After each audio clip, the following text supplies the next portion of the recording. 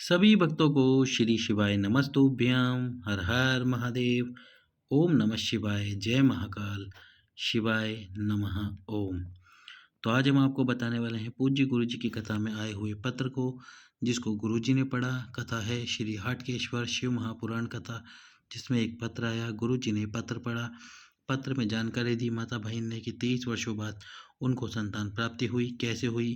केवल 2 ही उपाय उन्होंने किए, एक ही बार किए और एक ही बार में उपाय उनके सफल हो गए। क्या करा उन्होंने, कैसे करा, चलिए आपको बताते हैं। पर उससे पहले वीडियो लाइक कर देना। जो भी हमारे चैनल पर पहली बार आए हैं, वीडियो लाइक करके चैनल सब्सक्राइब करके वीडियो शेयर कर देना। तो पत्र लिखने वाली थी एक माता, जिन्होंने बताया कि वो 4 भाई हैं और 4 भाइयों की 4 पत्नियाँ। तो उनसे छोटी उनका जो देवर है, उनकी वाइफ जो उनकी देवरानी है, उनको कई वर्षों से संतान प्राप्ति नहीं हो रही थी। लगभग 22 वर्ष हो गए थे, उनको संतान प्राप्ति नहीं हुई। सब प्रयास उन्होंने करके देख लिए, फिर भी उनको संतान प्राप्ति नहीं हो पाई। सारे डॉक्टरों को दिखा के, जहाँ जहाँ जिसने जो बताया वो सब करने के बाद भी उनको संतान प्राप्ति नहीं हो पाई। इसके बाद किसी ने उनको बताया कि आस्था चैनल पर, और इसके साथ ही एक गुरु जी हैं जो कि शिव महापुराण की कथा वाचते हैं, जो कि एक बात भी बोलते हैं कि सारी समस्या का हल एक लोटा जल। भगवान शंकर को जल समर्पित करना शुरू करो तुम रुकेश्वर महादेव के नाम से, और जो गुरु जी उपाय बताते हैं उस उपाय को भी अवश्य ही करो। तो उन्होंने भगवान शिव की शरण में जाना शुरू किया। सबसे पहले तो उन्होंने एक कलश जल दक्षिण दिशा से भगवान शंकर के शिवलिंग पे समर्पित करना शुरू किया, तुमरुकेश्वर महादेव के नाम से। इसके बाद उन्होंने किया सफ़ेद आंकड़े की जड़ का उपाय, जिसका वर्णन गुरु जी ने अपनी कथाओं में किया है। सफ़ेद आंकड़े की जड़, जो माताओं बहनों को रजस्वला यानी कि रजस्वला धर्म आता है, उन्हें रजस्वला धर्म के 7वें दिन सफ़ेद आंकड़े की जड़ को 21 बार तुमरुकेश्वर महादेव के नाम से अपनी कमर में लाल धागे में लाल कपड़े में बांध लेना चाहिए। और इसके बाद एक पीपल का पत्ता भगवान शंकर के शिवलिंग पर समर्पित करना चाहिए, और ये पीपल का पत्ता भगवान शंकर के शिवलिंग पर समर्पित करो अवधूतेश्वर महादेव के नाम से। उस पीपल के पत्ते को गाय के दूध में उबालकर, गाय के दूध को पति और पत्नी दोनों पिए 1 महीने तक। जड़ को 3 महीने तक बांध के रखे। पीपल के पत्ते वाला उपाय 1 महीने, सफ़ेद आंकड़े की जड़ को 3 महीने बांध के रखे। इसी प्रकार उन्होंने उपाय किया, उनको संतान प्राप्ति हुई। दूसरा जो उपाय था जो उन्होंने किया, वो था पशुपतिनाथ जी का व्रत। आप सभी जानते हैं पशुपतिनाथ जी का व्रत 5 सोमवार का होता है। जो नहीं जानते उन्हें हम बता रहे हैं, 5 सोमवार का ये व्रत होता है। किसी भी सोमवार से आप ये व्रत शुरू कर सकते हैं, पर यदि अमावस्या के बाद जब शुक्ल पक्ष प्रारंभ होता है उसमें करेंगे तो इस व्रत का फल आपको जल्दी देखने को मिलेगा। 5 सोमवार का व्रत है, किसी भी सोमवार से शुरू करें। सबसे पहले आपको सोमवार के दिन सुबह सुबह भगवान शंकर के मंदिर में जाके पूजन अर्चना करनी है, जैसे आप करते हैं। शाम के समय पर जो थाली आप सुबह लेके गए उसे घर लाकर रख दीजिए, उसे धोना बिल्कुल नहीं है। शाम को मीठे का प्रसाद बनाइए घर पर ही। प्रसाद उतना बनाओ जितना शिव मंदिर में लेके जा सको। एक प्लेट में प्रसाद रख लो, उस प्लेट को उस थाली में रख लो। जो थाली आप सुबह लेके गए थे, 6 दीपक आटे के या मिट्टी के रख लीजिए। घी डाल दीजिए उसमें और गोल बात लगा दीजिए।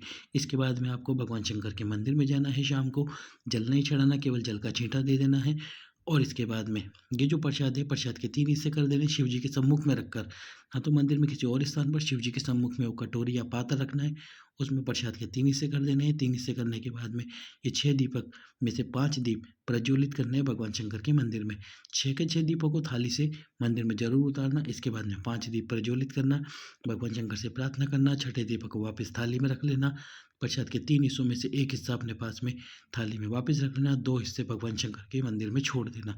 इसके बाद में जब आप घर आओगे तो घर में प्रवेश करते समय जो 6वें नंबर का दीपक है, जिसको आपने जलाया नहीं है, प्रज्वलित नहीं करा, उस 6वें नंबर के दीपक को जब घर में प्रवेश करो तो घर में प्रवेश करते हुए आपके सीधे हाथ पर प्रज्वलित करना, मुख्य द्वार पर। यदि आपके घर में नीचे मुख्य द्वार नहीं है, फर्स्ट फ्लोर पर रहते हैं, तो जो सीढ़ियाँ ऊपर जाती है उन सीढ़ियों पर मुख्य सीधे हाथ पर आप प्रज्वलित कर सकते हो, या ऊपर फर्स्ट फ्लोर पर आप जिस भी कमरे में रहते हो वहाँ पर सीधे हाथ पर उस दीपक को प्रज्वलित कर सकते हो। इसके बाद में घर के अंदर प्रवेश कर जाना। जो प्रसाद आप लेकर आए वो केवल वही व्यक्ति खाए जो मंदिर गया था, जिसने पूजा की थी। किसी और को प्रसाद ना दे। इसके बाद में जब भोजन करने बैठे तो पहले प्रसाद को खाएं, फिर भोजन ग्रहण करें। इस प्रकार से आपका एक सोमवार का व्रत पूर्ण होता है। दूसरे, तीसरे, चौथे, 5वें सोमवार को इसी प्रकार पूजा करनी है।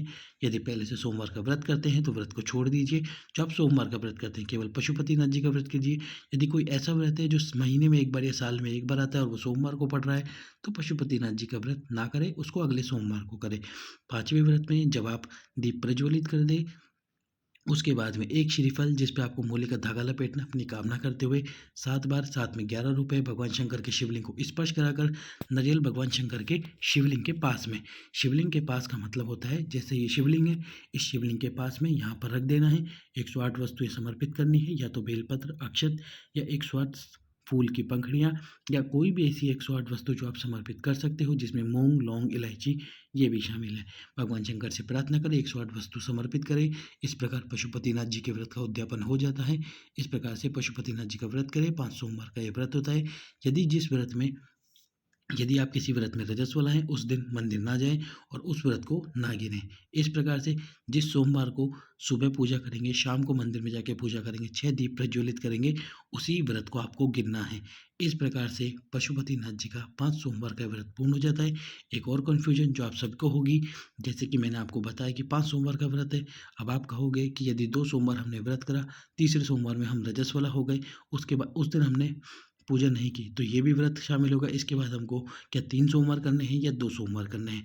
तो जिस सोमवार में आप पूजा करोगे, शाम को मंदिर जाके पूजा करोगे, वही गिनोगे। तो जैसे पहले दूसरे सोमवार में आपने व्रत की, पूजा की, इस प्रकार से 2 व्रत हो गए। तीसरे व्रत में आप रजस्वला थे, उस दिन केवल व्रत रखना है आपको, मंदिर नहीं जाना है, इसको गिनना नहीं है, तो ये तीसरा व्रत नहीं गिना जाएगा। इसके बाद जो सोमवार आएगा वो तीसरा व्रत होगा, इसके बाद चौथा व्रत और 5वां अंतिम व्रत। इस प्रकार से 5 व्रत पूर्ण होते हैं।